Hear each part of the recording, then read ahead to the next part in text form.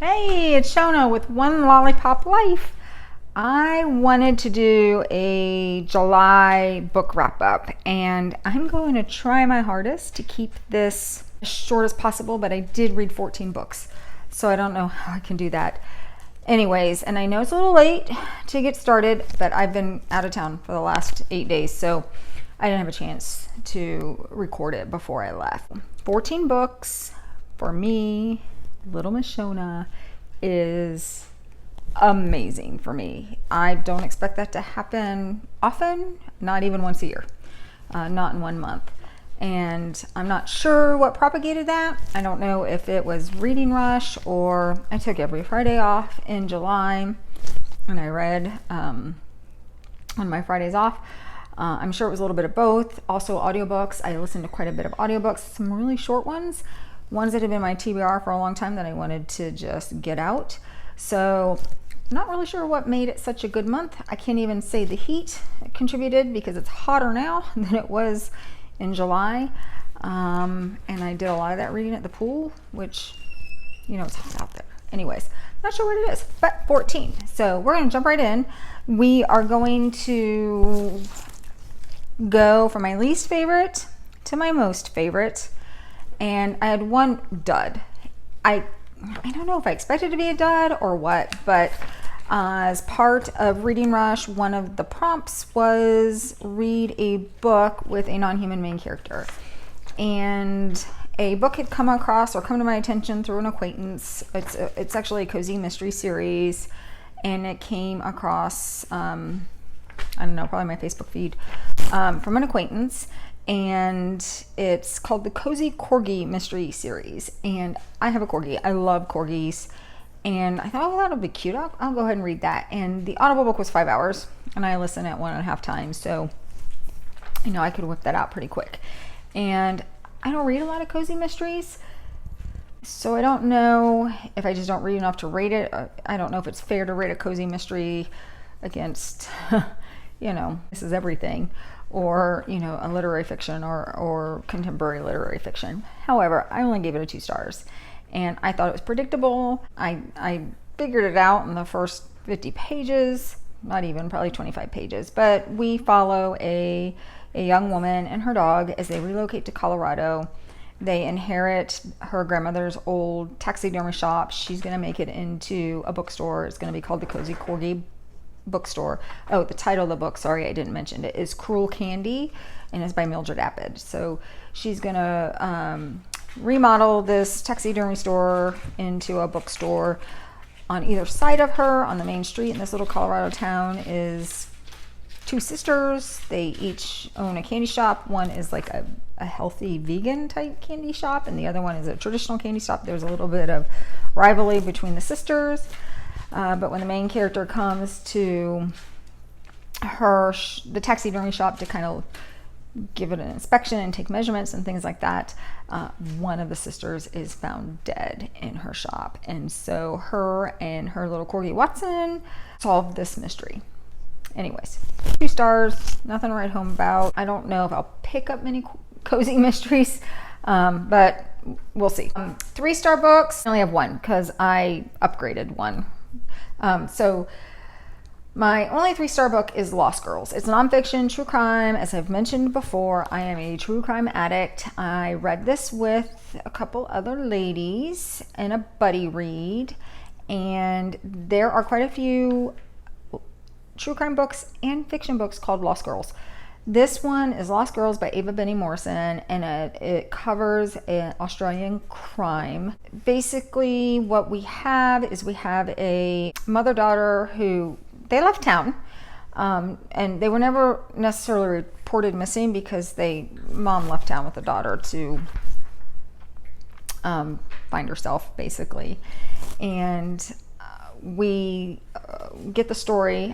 They first find a body in a forest. Can't remember the name of the forest in Australian National Forest in Australia. Some ATVers find out, and they don't identify that body when they find it. And then 5 or 6 years later, the body of a child is found in a suitcase on the side of the road, and through a tip that is identified. And then they compare this child's bones with other bones around the state, and they match the two, and then they obviously figure out it's this mother-daughter team, and then it chronicles how they caught the perpetrator and kind of her path when she left home that led her to being murdered. And it was okay. I've read better true crimes. I've read worse.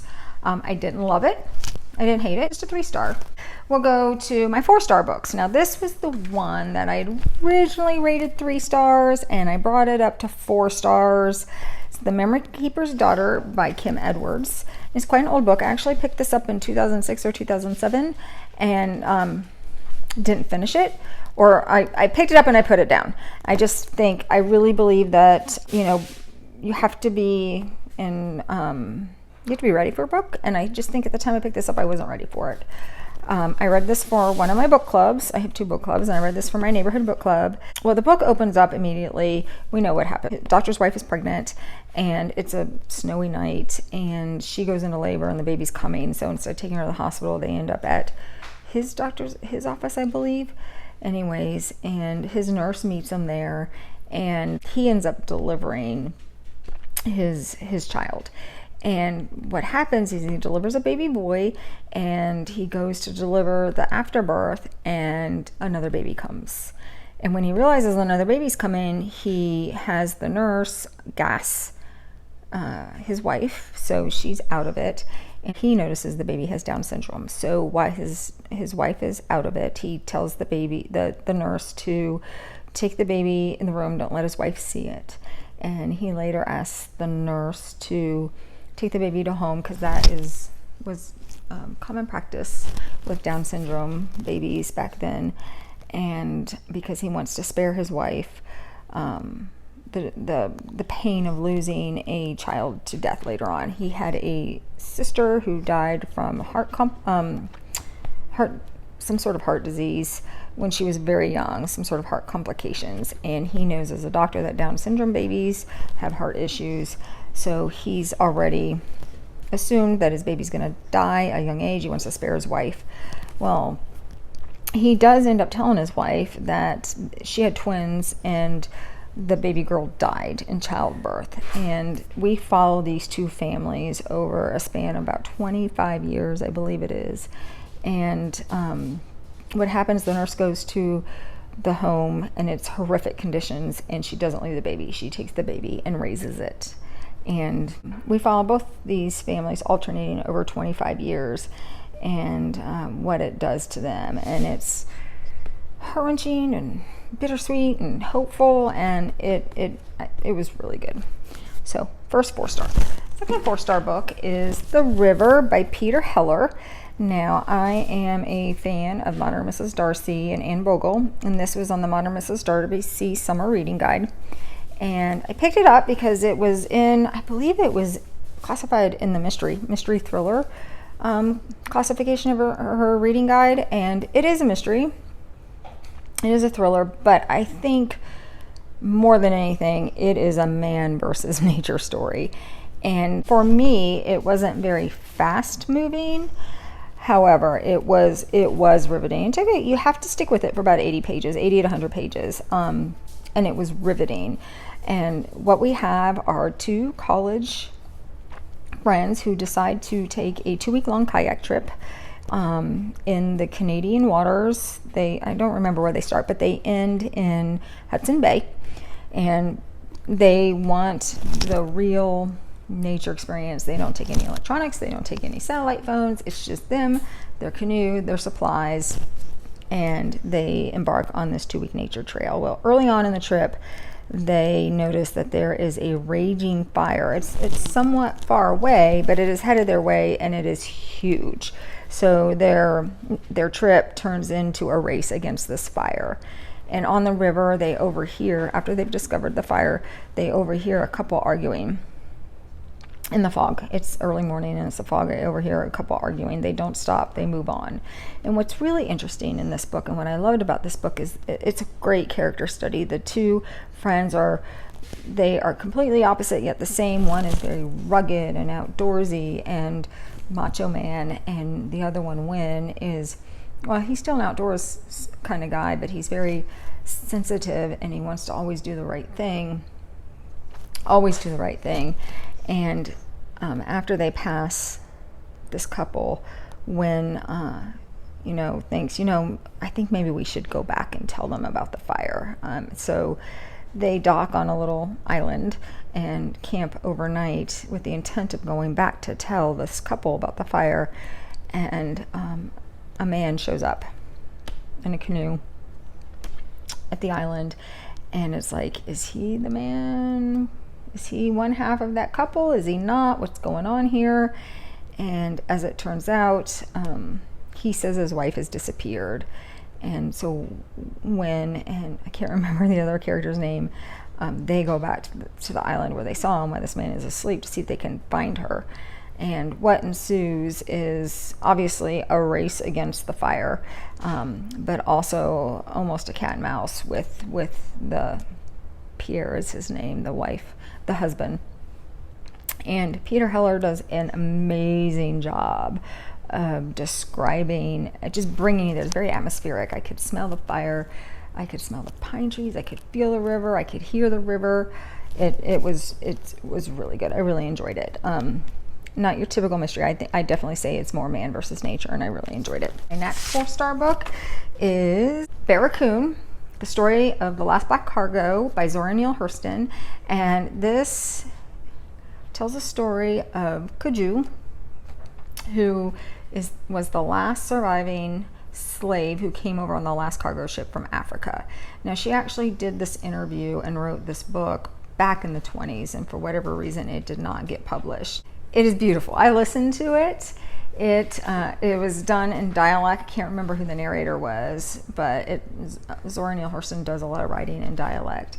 And Kuju really took her to task.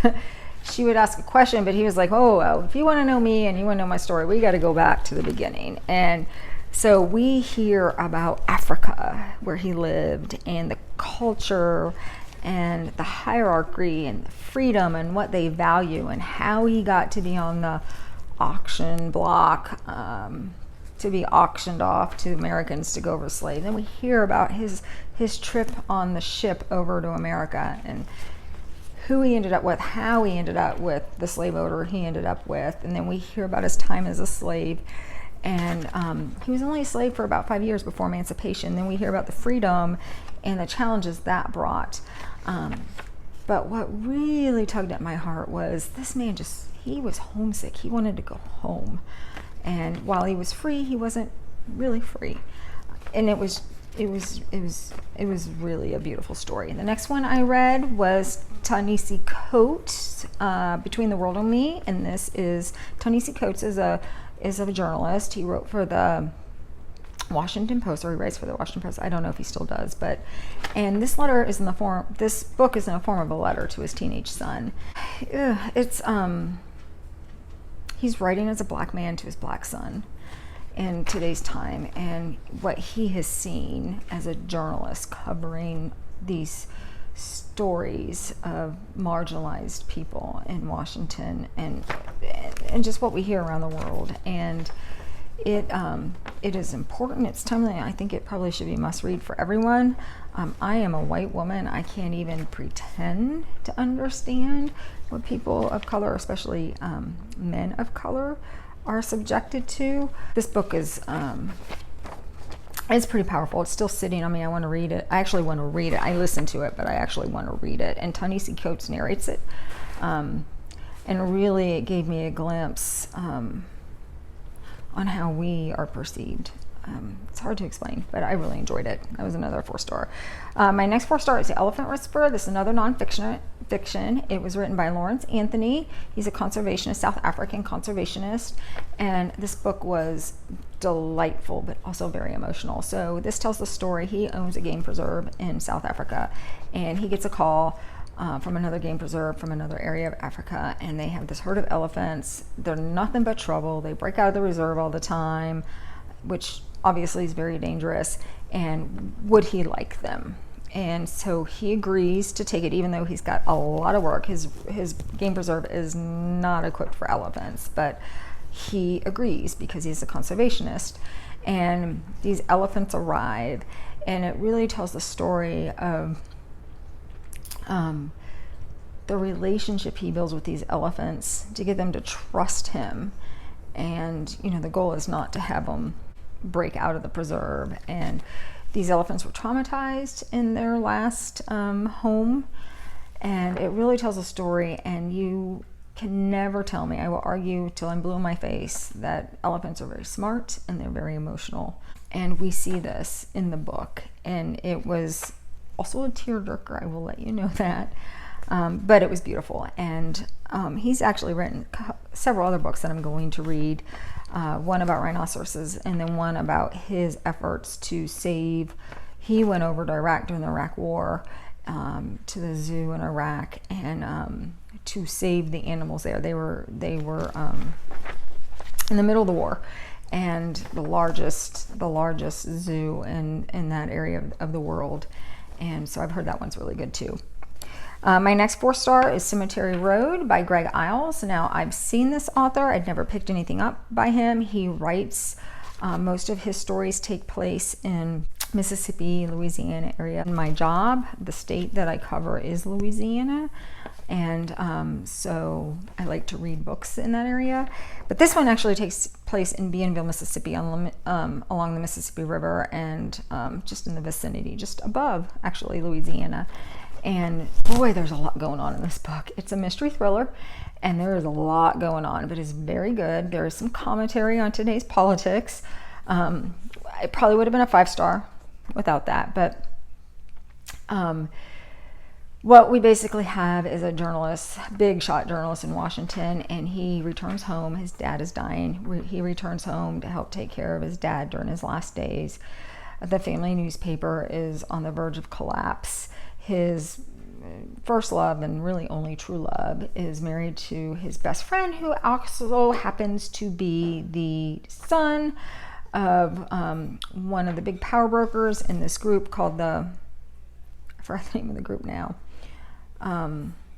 Anyways, it's like this corrupt group that runs the town, corrupt group of founding fathers, politicians, whatnot, that runs the town. We've got a China mill that's coming in. It's kind of curious why they picked Bienville, Mississippi for this China mill. And then there are 2 deaths that rock the town, and it basically tells the story of how those 2 deaths are solved and how it relates to the China mill. It was really, really good. I will be definitely reading more of Greg Iles. This one's a standalone. He does write a lot of series. He wrote Natchez Burning series, I believe. My next 4-star is Killer Klown. This is another nonfiction, true crime. It tells the story of John Wayne Gacy. Boy, I learned a lot. This was another one that towards the end was very emotional. Terry Sullivan was the prosecutor on the John Wayne Gacy case. And it basically tells the story from the time one of the boys goes missing. They don't know they have a serial killer on the loose in Chicago. This young boy goes missing out of the drugstore where he worked. John Wayne Gacy was the last one he saw. He was a contractor there. Anyway, so really chronicles how this investigative team cracked the John Wayne Gacy case, and it goes through his trial. And that John Wayne Gacy, he was arrogant as all get out. I mean, I think his last words before they electrocuted him was like, "Kiss my ass" or "F you" or something like that. Anyways, I really enjoyed it. It was great writing. What I loved about the book is there was a follow-up with Terry Sullivan comes back and kind of chronicles where everybody on the investigative team are now. And anyways, it was really, really good. I really enjoyed it. My next 4-star is Into the Water by Paula Hawkins. And let me tell you, I hated Girl on the Train, but I liked Into the Water. And this one I felt very different from Girl on the Train. It didn't have as many twists. The world that she built in this town, this river, and drowning pool is the center of this story. And 2 sisters who were estranged. They've been estranged for years and years and years. And one of them has stayed in the town. One of them got out of town. The one who stayed in town had a daughter. Their names are Nell and Jules. I can't remember which one lives and which one dies, but the one who stayed in town had the daughter. She drowns in the drowning pool. She's dead, and her sister comes back, obviously to help with, you know, her niece, but also to get to the bottom of what happened to her sister. And it was really good. It was told in many points of views, and I love books like that. It does not bother me. I like getting into the minds of all the characters, and there were 4 or 5 different characters that had different chapters and different points of view, and I loved it. So that's it for my 4 stars. Now we're moving on to my 5 stars. My first 5 star is, if you've watched my other 2 videos, it'll be no surprise, American Predator, The Hunt for the Most Meticulous Serial Killer of the 21st Century. Loved this book. There was one section, very short section, that just made me sob. It is amazing writer. This man, Israel Keyes, obviously is a psychopath, and the stuff my nightmares have always been made of before I ever even heard of him. Totally recommend this book. If you are never read true crime, I think you might enjoy this. It is open-ended for a variety of reasons. I don't want to spoil it if you don't know the Israel Keyes story. However, it is it reads half of it reads like a thriller, and even the second half, where they're documenting the investigation after they've caught this man, is just really good. So first 5-star read. Second 5-star read, Wilder Girls. Now I picked this one up just for the cover because it's beautiful. It's been classified as feminist horror.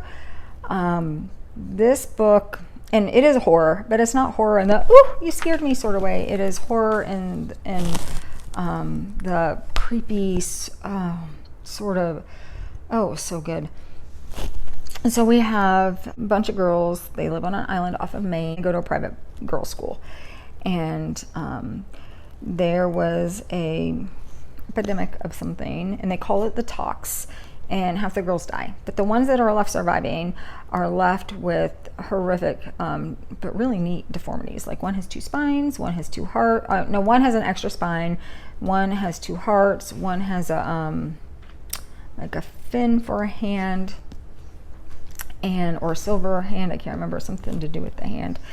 And the creatures and the animals that survive, even the plants, just are horrific. There's a lot of blood, there's a lot of gore, intestines, but it's really about their survival. And one of the main characters goes missing. We have Hetty and Byatt are the 2 main characters, and Byatt goes missing, and Hetty decides she's going to go find her, break the mandatory quarantine, and go find her, and then discovers things are not what they seem. But these girls are strong, kick-ass girls. We need more books like this for our girls.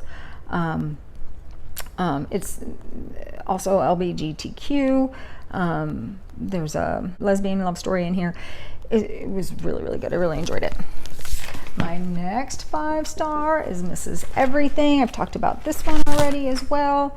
Jennifer Weiner, multi-generational. It covers everything from civil rights, women's rights. Again, there's LGBTQ storyline in here. It's sacrificing our identity. It's really good, multi-generational. It goes from the 60s up to the present time. Some say it's too much. I think it's just the right amount. I mean, because honestly, times of life these women go through, they would have gone through everything in here likely. So I really enjoyed it. And my last 5-star book is Daisy Jones and the Six. I actually listened to that one, and it's full cast narration, and I loved it. It was so nostalgic of my childhood. I was a child in the 70s. Sex, drugs, rock and roll. One of my favorite characters of all time, Camilla, is in there. She is strong, sure of herself. She does not give up. Loved that book. So that's my July wrap up. 14 books for me is amazing. I don't expect it to ever happen again. It may. I don't expect it to happen this year again. And I am looking forward to August read. I want to know what, if you read any of these books and which ones, and leave me a comment down there. Thank you, everyone. I've got some new subscribers I would like to acknowledge.